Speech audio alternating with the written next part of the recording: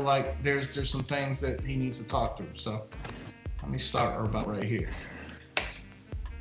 Out of the way, instead of chasing down every single sound bite that Mike Todd has spoken over the past several years and things like that.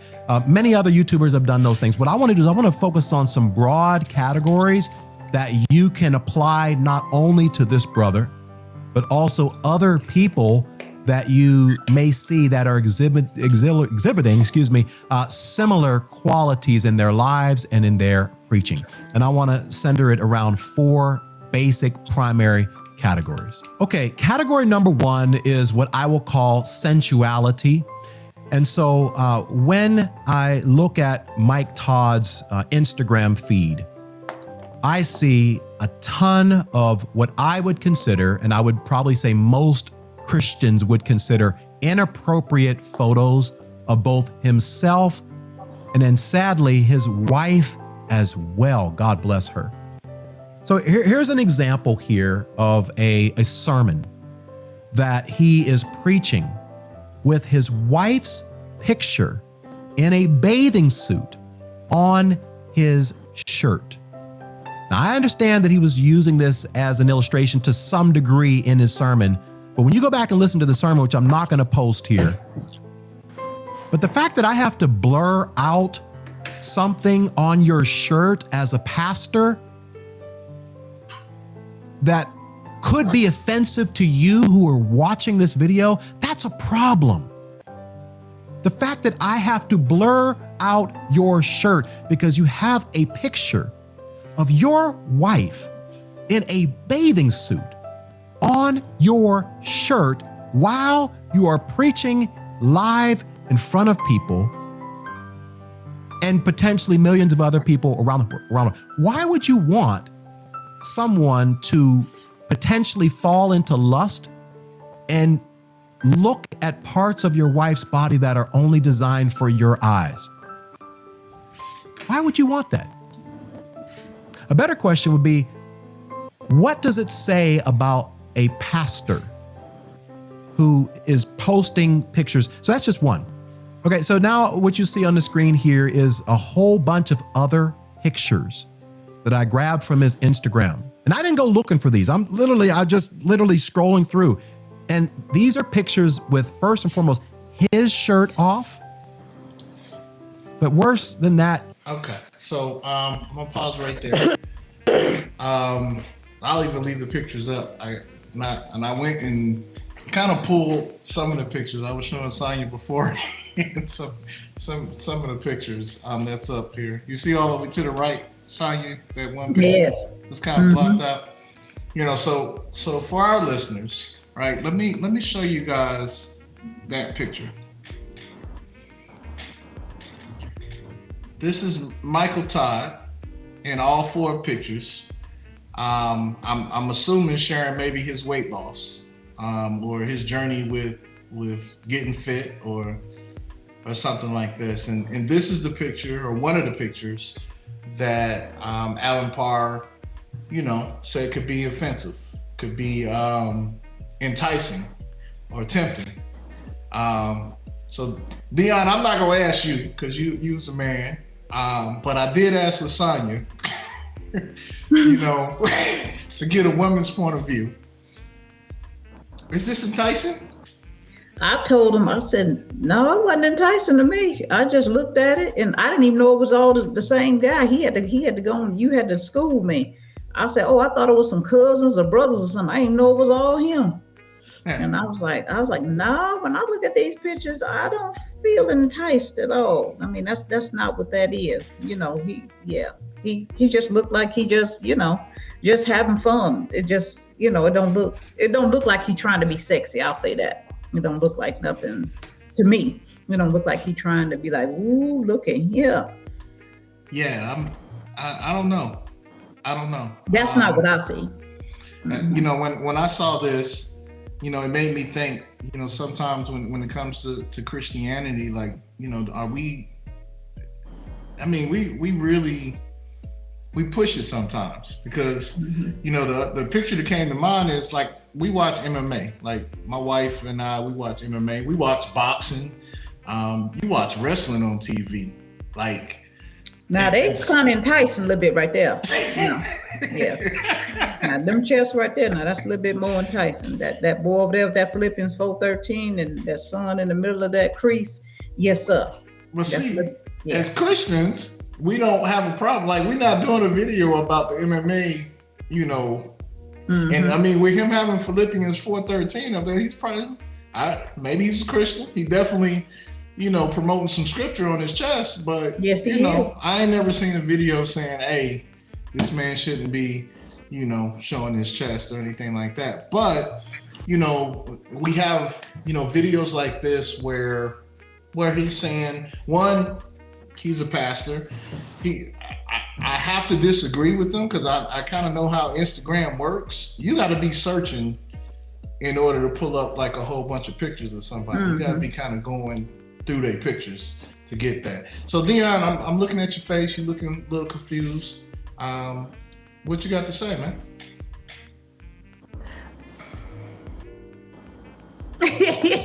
Dion said, "We can go on rabbit." Yeah, I told you we was gonna get naked. He said, "Let's go get some clothes on." Let me ask this. Let me ask this, because maybe y'all can help me with this.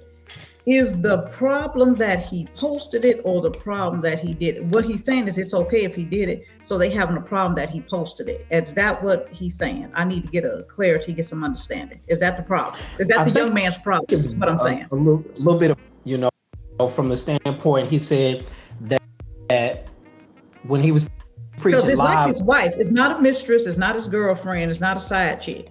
It's his legal wife. So let's get that understanding out there. Okay. His wife, no mistress. His own wife, not nobody else's wife. Yeah. His wife. His wife. That was who was on his shirt. At the end of the day, it's a baby. His wife ain't naked. She's quite circumferent. And Why then I wonder, so because when I went to the beach, sir? when we was in Mexico this week, they had on a lot less clothes. I mean, I know they did. He said, "I know they did." Yeah, they had a lot less. I know they did. But I wasn't taking pictures or nothing. But you at the beach, it's 85 degrees. I don't know what else you're gonna wear at the beach, and still breathe in and out, But I was just like, okay. So I'm trying to see if he think it's but maybe he think it's okay to go out. Maybe he think it's a problem to post it. I'm just trying to get I want to make sure I'm clear. I hear him say two things.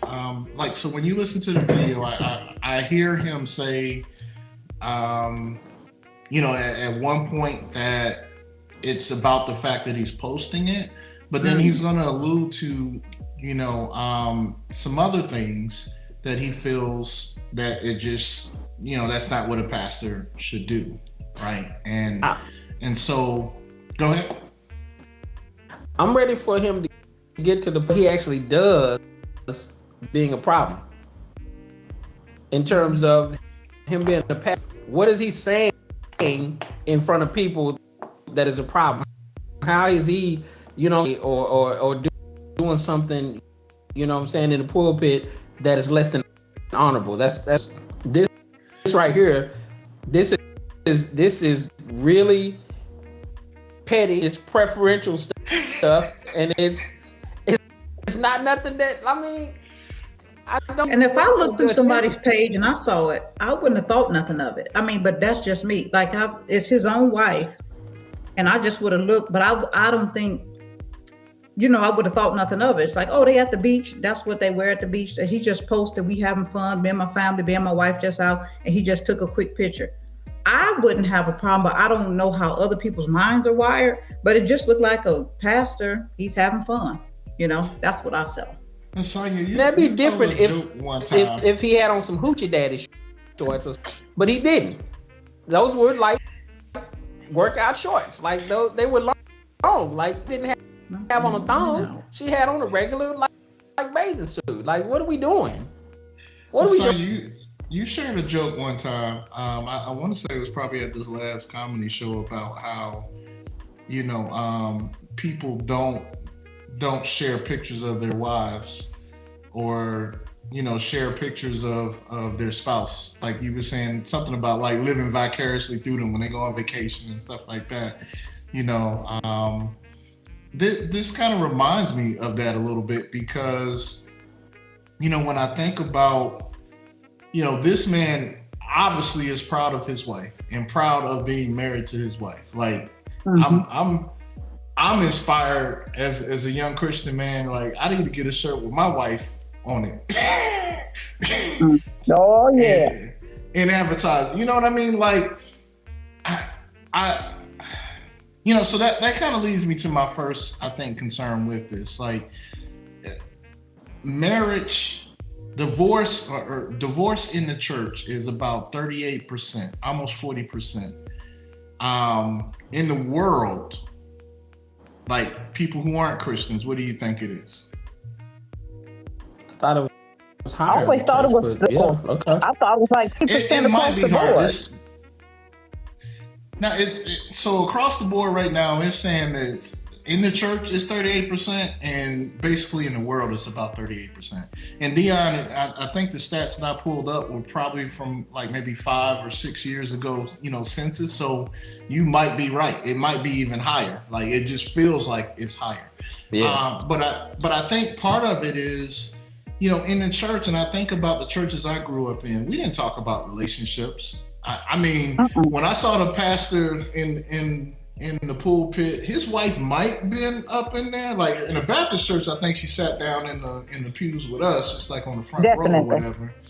And then really the only time you would see her is if, maybe he acknowledged her and she stood up and then everybody would clap for her or something like that. But, I think about my pastor. Sometimes he flirts with his wife on the, on the stage. Like, we gonna have some chicken when, he has fun with his wife, and I can see that he likes her. And, as a young Christian man, well, maybe not so young anymore, but as a man who's married, like, I think we need more examples of people showing that they like the person that they're with, that they love the person that they're with.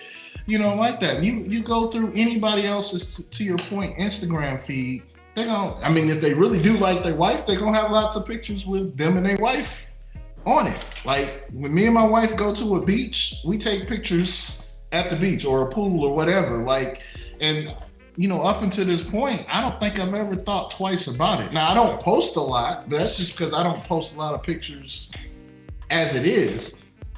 But I think, his point in here was to say, something about making people fall. And I said this to Lasagna before we kind of came on air. If somebody is struggling with lusting after someone, you can put a woman in a cardboard box.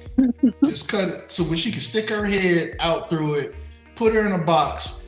That man, if he has an issue with lust, is still going to find a way to lust after her. Period. That's true. If you you got 99 problems, that shouldn't be one. That's not what that should be. Like, it's like we build doctrine, we build religion, we build different things based off of people's sickness. And we should be in the business of ministry. In real ministry, like, if you are sick in that area, it's not ignoring that area that's going to get healing for it, or allow, healing for it. It's not ignoring it. It's not, a deacon in church who got an issue with women, acting like he don't have an issue with women. Like, until it comes out, until, there's some type of acknowledgement of it. Like, man, yeah, I struggle with this.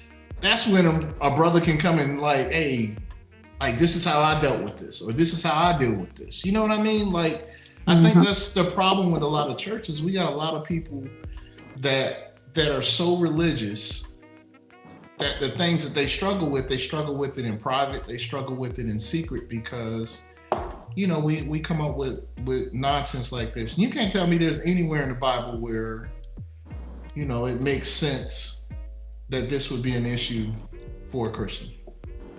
it might be an issue for Allen Parr based off of how he was raised, based off of Yes, that's what I was going to say. Depends on your exposure. Yeah. And how you view life and how you view pastors and how you view discretion or how you view. I think that's personal opinion more than it is a doctrine. And I think it's not fair to make your personal opinion a doctrine, which, a lot of times that happens. And it's not like you have the worldview. You don't know 8 billion people. You haven't been exposed to all the religion, all the culture, all the ideas, all the influence, all the information that there is in the world to have a valid ideology that you can come up with. You don't know everybody. You don't know everything. You don't know all situations. You don't know all. You're not the end all, know all. You're not so I don't even know how most of the time your opinion that's what it is your opinion by whatever influenced your life, however you were raised. So I didn't think nothing was of the pictures. If I saw it on the page, I was like, oh, if anything, it make me be like, oh, pastors are human. You know what I mean? Because sometimes growing up in church, you don't think they're human. You don't think they sin. You don't think they drink, cuss, fight. You be like, ooh, that's the pastor. You be scared. You be thinking, ooh, you got to hold your breath when they come around. If anything, it make me feel like, oh yeah, he's a family man.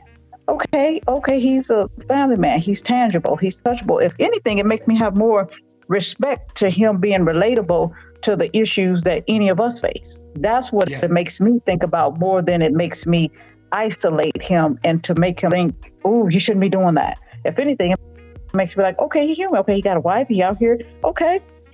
It's okay to have fun because sometimes, I don't know, you get in church, bathing suit. I don't know. You give all kind of crazy stuff that people put in your head and spirit. Once you get saved, you get dead. It's like saved and dead is two different states of being. I'm still alive. I love Jesus, but I'm alive.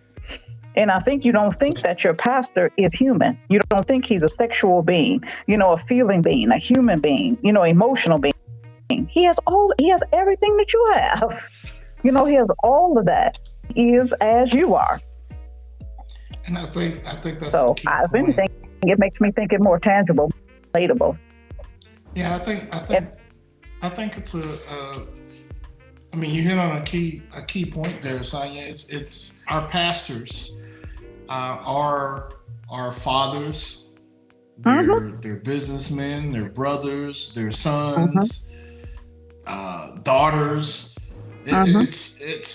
It's a lot of hats that they wear, and I think that's why we get so disappointed when we do see them or we catch them in something that they struggle in, right? That's why it becomes some really, really big deal because, oh, I saw such and such doing, this or whatever. And, that's when we want to, and this kind of leads me to kind of where I wanted to get with this, like the comment under this video, and you pointed out it was almost, 150,000 views already.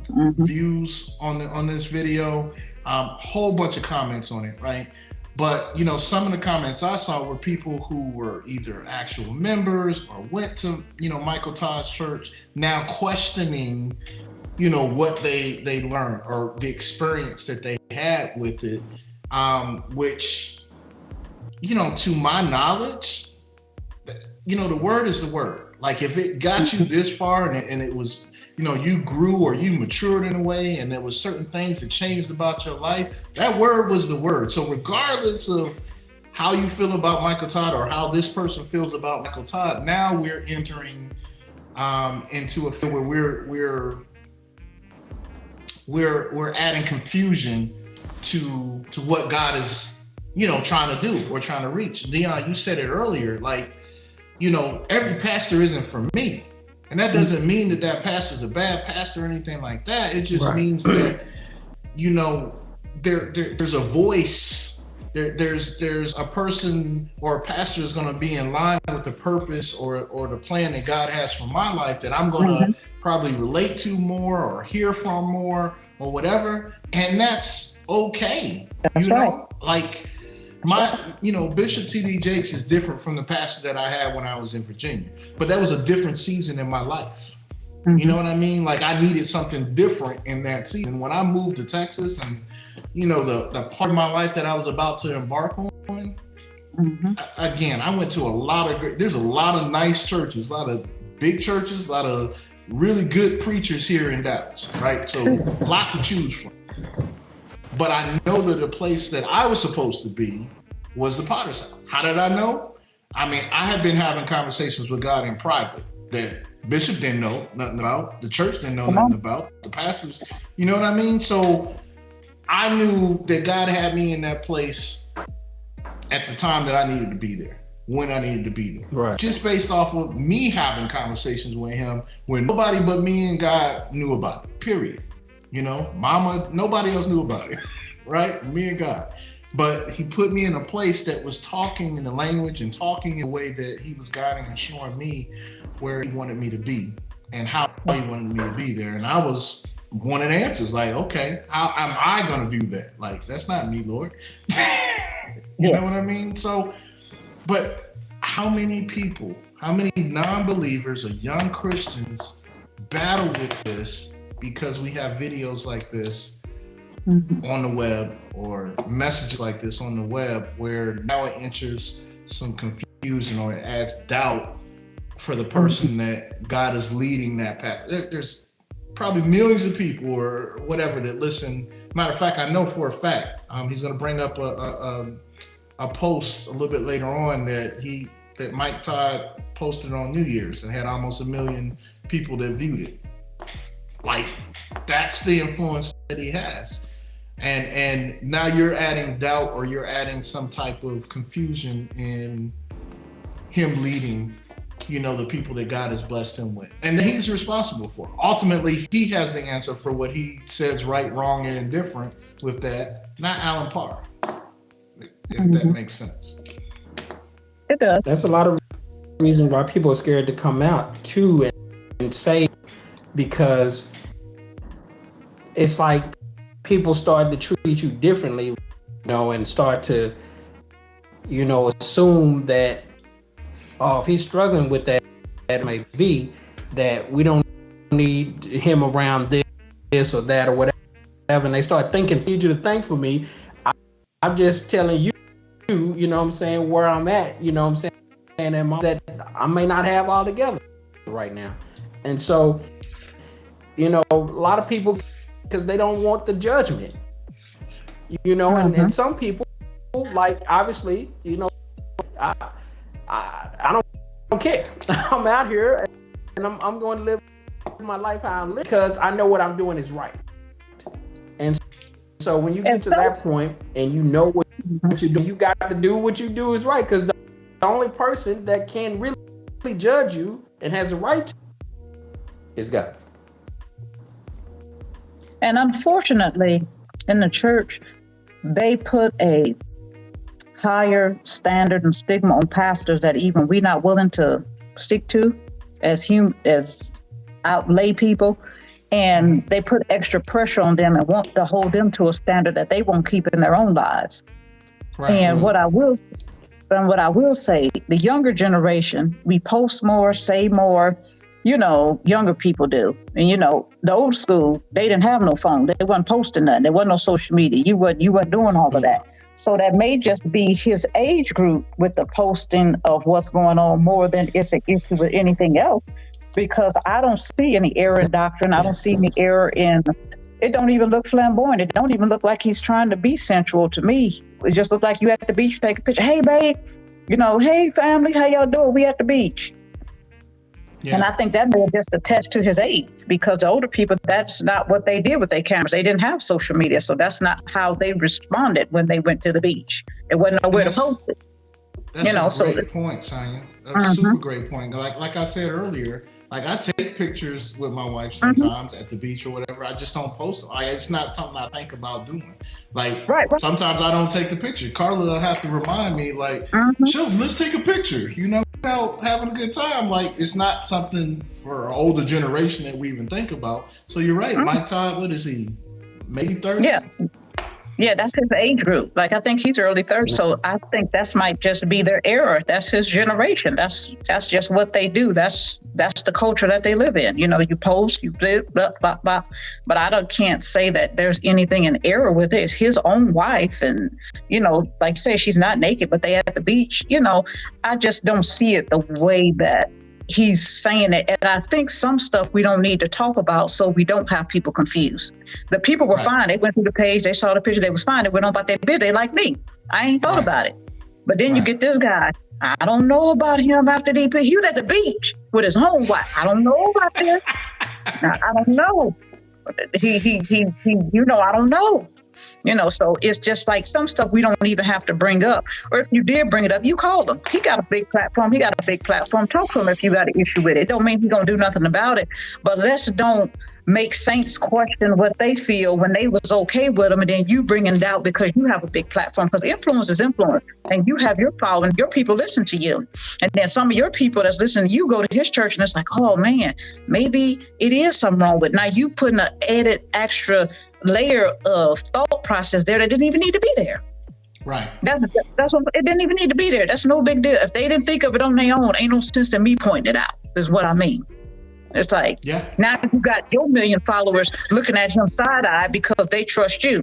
And then you saying, oh, I don't recommend him now.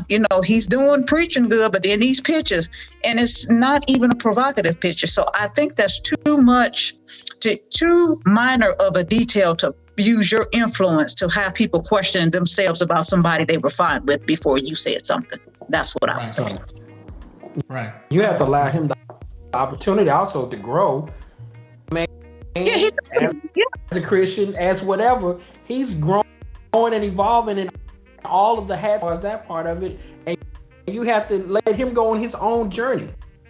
At the end of the day, as his friend or as his mentor, or as somebody that is an elder can speak into that, but you don't judge him or try to criticize or ridicule today because everybody has to grow at their own pace and their own rate, and things he does, whatever he is, he'll look back on when he's 50 or 60. Yeah, I like some of the things I did, but that's his own journey.